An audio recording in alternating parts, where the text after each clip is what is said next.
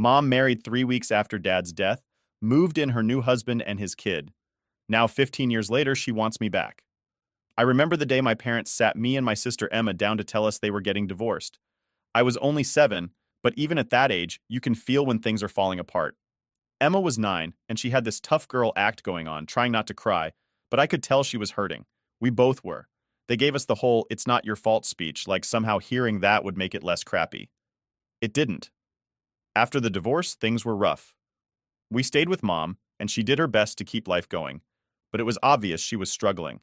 She worked long hours, and when she was home, she was always tired or just not interested in spending time with us. We went from being a family to just 3 people living in the same house. It was like Dad took the glue that held everything together when he left. A couple of years went by, and that's when Brian came into the picture. I wasn't really paying attention at first. I mean, we were just kids, and it's not like we had a say in Mom's dating life. One day, though, she introduced him to us over dinner. Brian was a nice enough guy, I guess, but he was kind of quiet and awkward, like he didn't know how to talk to kids. I remember sitting there trying to figure out what was so special about him. But the real kicker wasn't Brian. It was Mason, his baby son. Mason was only a few months old when Mom started seeing Brian, and she instantly became obsessed with him. I'm talking full-on 24/7 mom mode, like she had hit the reset button on parenting. Emma and I just stood there watching it happen like, what the hell is going on? She started acting like Mason was her own kid. I get that Brian was a package deal or whatever, but it felt like we got pushed aside for this baby that wasn't even ours. I remember one night when I was sitting at the table doing my homework, and Mason was crying. Mom was all over him, soothing him, rocking him, the whole thing. I couldn't help but think, where was all that attention when we needed it? Mom and Brian got serious pretty fast. It wasn't long before she started dropping hints about us all being a family and how she was so happy. We were going to be a part of this new chapter in her life. She didn't ask how we felt about it, though. Emma was old enough to be mad about it, but I think I was more confused than anything. One minute it's just me, Emma, and Mom, and the next we've got this stranger and his baby moving into our house. It felt like everything was changing, and we had no control over any of it. When Mom and Brian got engaged, things got even weirder. I remember she was super excited, like it was the best thing that had ever happened to her. She started planning the wedding right away. I don't even think she asked us what we thought about it. It was like we were just along for the ride, and our opinions didn't matter. Then, right before the wedding, my dad died in a car accident. It was like the worst timing possible. We were devastated. Emma was a wreck, and I didn't know how to handle it either. Dad may not have been around much after the divorce, but he was still our dad. Losing him hit us hard. You'd think under the circumstances, Mom would have put the wedding on hold, right? Give us time to grieve, maybe? But nope. The wedding went ahead as planned. She didn't even hesitate. I'll never forget how cold that felt. She was all smiles, planning her big day with Brian while Emma and I were barely holding it together. I remember thinking, is this really happening? Is this what's important to her right now? On the day of the wedding, it felt like we were in some alternate reality. I mean, here we were, just weeks after our dad died, standing there in fancy clothes watching Mom marry this guy. I don't think either of us said a word the whole day. The ceremony was just weird. Brian's family was there, cooing over Mason like he was the star of the show. Meanwhile, Emma and I were trying not to cry. That's when the real shift happened. After the wedding, Mom told us, and this still blows my mind, she told us that if we wanted to keep seeing Dad's parents, our grandparents, they'd have to include Mason too. Can you believe that? She straight up said that we couldn't spend time with our own grandparents unless Mason was part of it. Emma lost her mind when she heard that. I think she yelled at Mom for a solid 5 minutes, and honestly, I don't blame her. It was like she was trying to erase our dad completely and replace him with Brian and Mason. Our grandparents tried to reason with her. They offered to take just me and Emma for weekends, to do stuff like we used to, and they even said they'd pay for everything. But Mom wasn't having it. She said that if they wanted to see us, they had to see Mason too. I'll never forget the look on Emma's face when she heard that. It was like the final straw for her. She was done. Mom's reasoning was that we were all a family now, and Mason was a part of that. But here's the thing. He wasn't our family. He wasn't Dad's son, and he never met Dad. Why did he have to be included in everything related to Dad's side of the family? It didn't make sense to us, and no matter how much we tried to explain it, Mom just didn't care. Emma and I started distancing ourselves after that. We didn't want to be around this fake family dynamic that Mom was trying to force on us. It felt like Mason was her priority now, and we were just these extra kids she had to deal with. It was like we were being phased out of her life, little by little, and there wasn't much we could do about it. Looking back, I realized that was the beginning of the end for our relationship with Mom. She was so focused on building this new life with Brian and Mason that she didn't notice we were slipping away. Or maybe she did, and she just didn't care. Either way, things were never the same after that. After the wedding, things got even more awkward between me, Emma, and Mom. It was like she expected us to magically adjust to this new life with Brian and Mason, like we could just flip a switch and start feeling like one big happy family. Spoiler, that didn't happen. Not even close. See, Mom started pushing this idea of family unity hard. She kept going on about how we needed to treat Mason like he was our little brother, which just felt wrong. I mean, yeah, Mason was a cute kid, but he wasn't our brother. He wasn't Dad's kid. He was just Brian's son. I don't know if Mom thought we'd forget about our real dad, or if she really believed we'd bond with Mason like he'd been there from the start, but that's not how things work. I remember one specific day that really hit me hard. It was Dad's birthday, a day that was always kind of sacred for us. Even after the divorce, Emma and I would spend it with Dad's family, our grandparents, aunts, uncles, cousins, people who actually knew him and loved him. We'd go to his favorite restaurant, sometimes visit his grave, and just share memories. It was our way of keeping his memory alive. But this year, Mom decided things were going to be different. She sat us down a week before and said, "This year, we're celebrating your dad's birthday together, here at home, with Mason and Brian." I could feel my stomach drop. I was like, what? That was our time with Dad's side of the family? Mason didn't even know our dad, and Brian barely knew him. It felt like a slap in the face. Emma spoke up first, and she wasn't subtle about it. She said, "Why would Mason be there? This has nothing to do with him." Mom shot back with, "Mason is part of this family now, and it's important we all honor your father together. We don't exclude people in this family." I wanted to argue, but at the same time, I knew where it was going. Emma and I had been having the same fight with her for months. No matter what we said, she always twisted it into us being selfish or not wanting to include Mason. It was frustrating because it wasn't that we hated Mason or anything. We just didn't want to force him into something that wasn't his. And let's be real, it was more about us not wanting our dad's memory turned into some awkward blended family event that felt fake. So I tried to be calm and explain it. I said, "Mom, Dad's birthday has always been a thing with his side of the family. They were there for us when he died, and it means a lot to keep that going. Mason doesn't need to be there." She looked at me like I'd just said the worst thing ever. "Lucas, you don't get to decide who is part of this family. If you want to honor your dad, you do it with all of us or not at all." At that moment, I just knew there was no winning this argument. No matter what we said, she was going to make this about including Mason and Brian, whether it made sense or not. So we did the only thing we could. We stopped trying to argue. We figured it was better to go along with it for now and then do our own thing later. The day of Dad's birthday came, and I swear, it was one of the most uncomfortable days of my life. Mom cooked this big dinner, and we all sat around the table like it was some kind of family reunion. Brian tried to make conversation with us about Dad, like he had any idea who he was. It was cringy.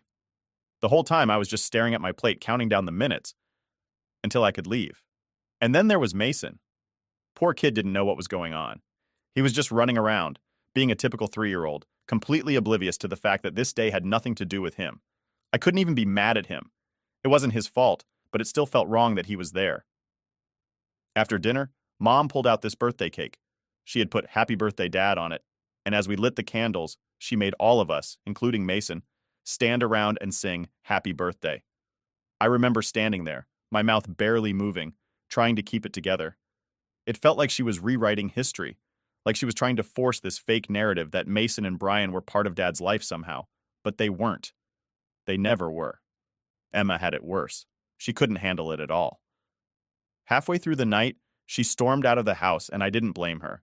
I stayed behind because I didn't want to make things even more dramatic, but I wished I'd left with her. After that birthday, things just kept going downhill. Mom kept pushing Mason into more and more of our traditions, and every time we tried to push back, she'd accuse us of being cold or heartless. She'd say things like, "Mason's just a little boy. How can you be so cruel to him?" It was like she refused to understand what we were really upset about. It wasn't about Mason. It was about the fact that she was replacing our dad's memory with this new life she was building, and we were expected to go along with it, no questions asked. That's when I realized something that stuck with me for a long time. It wasn't just about blending families for Mom. It was about control. She wanted to control how we remembered Dad, how we lived our lives, and how we fit into her new version of what a family should look like. And if we didn't fall in line, we were the bad guys. I didn't know how to deal with it back then. I just knew I was angry. Angry at her for forcing Mason into everything, angry at Brian for going along with it, and angry at myself for not standing up to her more. But what could I do? I was just a kid trying to hold on to whatever little bit of my old life was left. And the more I tried to hold on, the more it felt like it was slipping away. That year changed everything. Emma and I started distancing ourselves more and more from Mom and her new family. And while it wasn't the breaking point yet, it was the beginning of us realizing that things were never going back to the way they were. Things kept getting worse after Dad's birthday. It felt like no matter what Emma or I did, Mom was determined to shove this new family down our throats. I don't think she understood, or maybe she didn't care, how badly all this blending was affecting us. We couldn't just snap our fingers and accept Brian and Mason as replacements for Dad, but she acted like we were the ones being difficult. By the time I turned 18, I had pretty much reached my limit. The house didn't even feel like my home anymore. It was like Brian had taken over, and everything revolved around him and Mason. Brian wasn't a bad guy, but he wasn't my dad. He had his own way of running things, and I couldn't help but feel like an outsider in what used to be my house. Every decision, every rule, it was all Brian says this, or Brian thinks that. I didn't care what Brian thought. I just wanted my life back, the one where my opinions actually mattered. One day I was in my room, packing up some of my stuff, getting ready to move in with my girlfriend Jess. I wasn't leaving because I didn't love my mom. I did. But I needed space. It felt like the walls were closing in on me, and I couldn't breathe with everything going on in that house. Jess and I had been planning this move for months, and I was finally ready to get out. Mom came into my room while I was packing. I could tell from the look on her face that she wasn't happy about it. "So, you're really going through with this?" she asked, crossing her arms. I nodded. "Yeah, Mom, it's time." She stood there for a minute, not saying anything, just watching me throw stuff into boxes. Then she sighed and said, "I don't understand why you're running away from your family." That word, family, hit me hard. I stopped what I was doing and turned to her.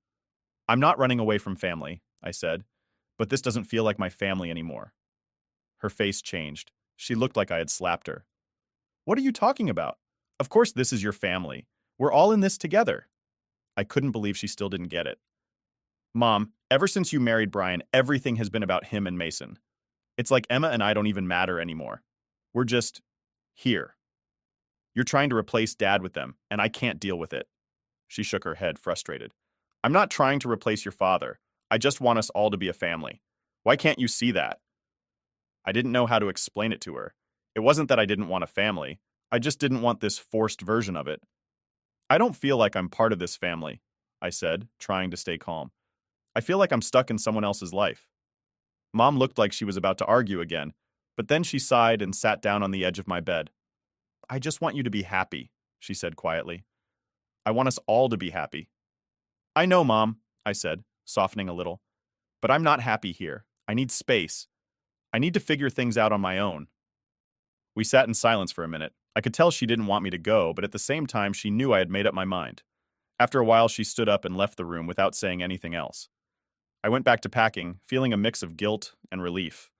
It wasn't that I wanted to hurt her, but I couldn't keep living like this. Moving in with Jess felt like a breath of fresh air. I finally had my own space, a place where I could be myself without all the drama. Jess understood what I was going through, and she supported me every step of the way. For the first time in years, I felt like I could actually relax. But, of course, things weren't quiet for long. About a week after I moved out, Mom called me. She wasn't happy. She said I hadn't been around enough to see Mason, that he missed me, and I needed to make more of an effort to include him in my life. I couldn't believe it. Even after I left, she was still pushing this whole "Mason is your brother" thing. It wasn't that I hated the kid. I didn't. But I didn't see him as my brother, and I wasn't going to pretend I did just to make Mom feel better. I tried to explain that I needed space, that I was focusing on my own life now, but she didn't want to hear it. She just kept talking about how Mason was hurt and how I was abandoning my family. The guilt trips were relentless, but I wasn't caving this time. I'd finally gotten out, and I wasn't going back. Things stayed tense after that. I didn't go back to the house, and I didn't visit much. Emma had already started distancing herself, too. She wasn't as vocal about it as I was, but she felt the same way. It was like we were slowly being pushed out of Mom's life, and Mason was taking our place. It hurt, but what could we do? Mom had made her choice, and we had made ours. It was quiet for a few months after that. I thought maybe we'd finally hit some sort of balance. Mom with her new family, and me with my new life. But then, out of nowhere, she showed up at my job. I was in the middle of a shift when she walked in. I could tell by the look on her face that she wasn't there to chat. She was pissed. I wasn't sure what had set her off this time, but I had a feeling I was about to find out. "We need to talk," she said, crossing her arms and glaring at me. I sighed. "Mom, I'm at work. Can't this wait?" "No, it can't," she snapped. "I'm tired of you ignoring your family." "Here we go again." I tried to keep my voice calm. "I'm not ignoring my family. I've been busy." "Busy? Too busy to see your own brother?" she shot back. I clenched my jaw. "Mason is not my brother." That did it. Mom's face turned red, and I could see her hands shaking. "How dare you say that? I raised him like he was my own son. He is your brother, and you're treating him like he doesn't even exist." I had had enough. I wasn't going to let her guilt me into something I didn't believe. "Look, I didn't ask for this, okay? I didn't ask for you to remarry or bring Mason into our lives. I'm not saying I hate him, but he's not my brother. He's Brian's kid, and I don't have to include him in my life if I don't want to." Mom stood there, staring at me like I was a stranger. "I can't believe you've turned into this person," she said, her voice low. "I thought I raised you better than this." I didn't know what else to say. I just looked at her and said, "Maybe you didn't raise me at all." Update 1. After that confrontation with Mom at my job, things between us went from bad to worse. I didn't think they could, but here we were. The tension had been building for years, but now it was like we were in this silent war. She wasn't talking to me, and I wasn't making any effort to reach out either. It felt like something had broken that couldn't be fixed, and honestly, I didn't have the energy to try and mend it anymore. A couple weeks went by, and I thought maybe we'd just leave things where they were. I didn't mind the silence. I was finally getting some space, and I could focus on my own life without all that family drama weighing me down. But of course, it wasn't going to stay quiet for long. Mom had a way of pulling you back in whether you wanted to or not. One night, I was at home with Jess, just relaxing after a long day, when my phone started blowing up with texts. It was Mom. She hadn't texted me since our fight, so I figured this wasn't going to be anything good. I didn't even want to open them at first, but the notifications just kept coming, so I finally gave in. The texts were long, really long. Like, I had to scroll for a minute to get through all of it. She was ranting about how I'd abandoned the family, and how Mason was asking where I was and why I wasn't visiting anymore.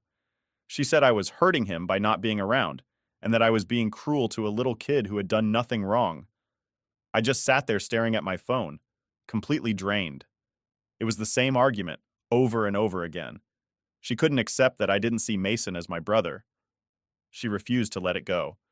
And now she was making it sound like I was some villain for not playing along with her perfect family fantasy. I didn't even know how to respond. Jess, sitting next to me, saw my face and asked, "Is it your mom again?" I nodded. "Yeah, she's saying the same stuff. That I'm being unfair to Mason, that I'm hurting the family." Jess rolled her eyes. "She doesn't get it, does she?"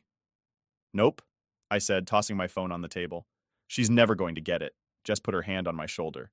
"You don't owe her anything. You've done everything you could to explain how you feel. If she doesn't want to listen, that's on her." I knew she was right, but it didn't make it any easier. There was always that nagging guilt. Even though I knew Mom was in the wrong, part of me still felt like I was the bad guy. I wasn't trying to hurt Mason, and I didn't want to make him feel left out. But at the same time, I couldn't keep pretending like this whole situation was normal. A few days later, things took a turn. Mom started calling me, and I ignored the first couple of calls, figuring she was just going to keep pushing the same argument. But then, she left a voicemail that caught me off guard. In the voicemail, she wasn't just upset anymore. She was angry, like really angry. Her voice was shaking, and she said something along the lines of, "If you want to be part of this family, you need to step up and stop acting like a child. Mason is your brother, whether you like it or not, and if you keep ignoring him, you're going to lose your family. You're better than this, Lucas. I didn't raise you to be so selfish." That last part really got under my skin. Selfish? I had spent years trying to keep the peace, trying to balance what I needed with what Mom wanted. I had bent over backwards to make things work, but now I was being called selfish because I didn't want to play along anymore. It felt like everything I had done for her, for our family, didn't matter. All she cared about was Mason and her version of the family she'd built around him. I played the voicemail for Jess later that night, and she just shook her head. "She's trying to guilt trip you again," she said. "You don't have to listen to that." I knew she was right. I had been guilt-tripped for years, but it was like a reflex now. Part of me still felt like I owed Mom something, even when she was clearly in the wrong. A few days passed, and then something happened that really pushed me over the edge. Mom showed up at Jess's apartment. She didn't even call or text me beforehand, just showed up at the front door demanding to talk. Jess opened the door, and I could hear Mom's voice before I even saw her. She was upset, and she wasn't going to leave until she got what she wanted. Jess came back to get me, looking a little shaken. "Your mom's here," she said. She's, she's kind of freaking out. I didn't want to deal with it. I really didn't. But I couldn't just leave her standing out there either, so I went to the door. The second she saw me, she started in. "We need to talk. Now," she said, her voice sharp. I didn't even invite her in. I just stepped outside and closed the door behind me. "What do you want, Mom?" She crossed her arms and glared at me. "You need to stop this. This is ridiculous, Lucas. You've cut off your own family for no reason." "I didn't cut off my family," I said, trying to stay calm. "I just don't want to be part of something that doesn't feel real." Mom threw her hands up. "Mason is real. Brian is real. This is your family whether you want to accept it or not." "I don't care about that," I shot back. "You're trying to force something that I don't believe in. Mason isn't my brother, and Brian isn't my dad. I'm not going to pretend like they are just to make you happy." That's when she said it, the thing that really made me see red. "Well, if you can't accept them as family, then maybe you don't deserve to be part of this family either." I just stood there, staring at her, trying to process what she just said. I couldn't believe it. She was willing to throw me away because I wouldn't fall in line with her new family. I didn't say anything. I couldn't. I just turned around and went back inside, closing the door behind me. I could hear her shouting outside, but I didn't care anymore. Something had snapped inside me. All the guilt, all the pressure, it was gone. If she wanted to cut me off, fine. I wasn't going to keep fighting for a place in a family that didn't even feel like mine. That night, I blocked her number. It wasn't an easy decision, but it was necessary. For the first time in years, I felt like I could breathe. Update 2. After I blocked Mom's number, things went quiet. Really quiet. I thought maybe she'd try to get in touch through other people. Maybe Jess, maybe Emma, but nothing. It was like a switch had flipped, and just like that, the drama stopped. At first, it felt weird. I'd been so used to the constant pressure, the guilt trips, and the manipulation that when it all stopped, I didn't know what to do with myself. But slowly, the silence started to feel like a relief. I spent a lot more time with Jess, focusing on our life together. For once, I wasn't carrying around all this weight from my family. Jess and I could actually enjoy our time together without me constantly checking my phone or stressing out about the latest thing my mom had done or said. It felt like I was finally living my own life, and not the one Mom had tried to force me into. But of course, peace never lasts forever. One day, a few months after everything went down, I got a message from my aunt, Mom's sister. I hadn't spoken to her in a while, but we'd always gotten along pretty well. She didn't take sides during all the drama with Mom, which I appreciated. The message was short and kind of vague. It just said, "Hey, can we talk? It's important." I knew something was up, so I called her. She answered on the first ring, and the first thing she said was, "Lucas, have you talked to your mom lately?" I sighed. "No, I haven't. We're not really in contact anymore." There was a pause on the other end. I could tell she was trying to figure out how to word whatever she was about to say.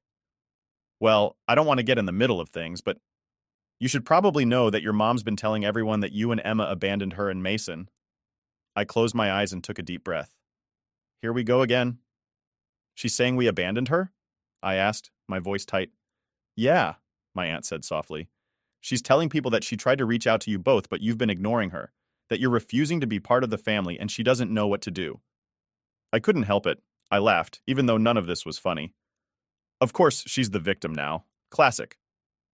"I don't know all the details, Lucas," my aunt said, her voice a little defensive. "I'm just telling you what she's been saying. I didn't want to get involved, but I thought you should know." "Thanks for letting me know," I said, feeling my anger start to build again. "But she's twisting the truth. She cut us off the second we didn't play by her rules. She wanted us to accept Mason as family, and when we didn't, she wrote us off." There was a long pause on her end, like she wasn't sure how to respond. Finally, she said, "Well, I thought you should hear it from me, rather than through the grapevine." "I appreciate it," I said, trying to keep my frustration out of my voice. "But honestly, I don't think there's anything left to fix." After I hung up the phone, I sat there for a while, just thinking. It was hard to wrap my head around the fact that, after everything, Mom was still trying to make us out to be the bad guys. It was like she couldn't handle the idea that she'd pushed us away, so instead she flipped the script and made it look like we were the ones who'd abandoned her. That's when I realized something. This wasn't about Mason or Brian or any of the family drama. This was about control. Mom had always needed to be in control of everything. She needed to control the narrative, control the family dynamic, control how we remembered Dad. And when Emma and I stopped letting her control us, she lost it.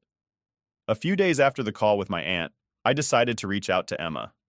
We hadn't talked much since everything blew up, but I knew she was going through the same stuff I was. We set up a time to meet for coffee, and when we finally sat down, it was like a weight lifted off my shoulders. Talking to her felt different now, like we were on the same page in a way we hadn't been before. I talked to Aunt Sarah, I said, after we'd settled into our seats.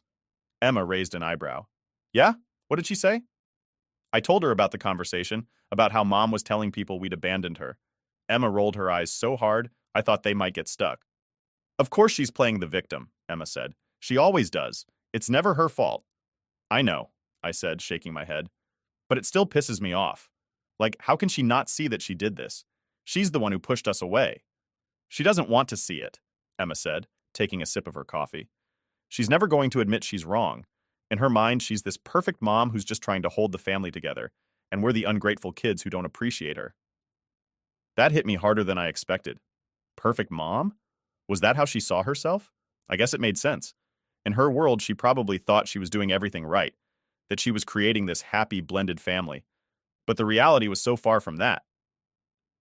I don't know what to do anymore, I admitted, leaning back in my chair. I've tried everything. I've explained how I feel. I've tried setting boundaries, and nothing works. She just ignores it and keeps pushing her version of things. Emma nodded. Same here. I've been trying to distance myself for years, but every time I do, she pulls the poor me card and makes me feel guilty. We sat in silence for a while, both of us just processing everything. It felt good to talk to Emma about it, though. It made me realize I wasn't alone in all this. We were both dealing with the same thing, and neither of us had the answers. But at least we had each other. I guess we just have to accept that this is who she is, Emma said finally. She's not going to change. She's always going to try and control us, and we have to decide how much of that we're willing to put up with. I nodded. Yeah, I guess so. We finished our coffee, and as we left the cafe, I felt a weird sense of closure. I wasn't happy about how things had turned out with Mom, but I wasn't as angry anymore. I'd done everything I could to make things work, but sometimes, no matter how hard you try, people just won't change. And that's not on you. For the first time in a long time, I felt like I could move forward without the weight of all this family drama on my shoulders. Maybe things with Mom would never be the way they used to be, but I had my own life to live now. And I wasn't going to let her control that anymore.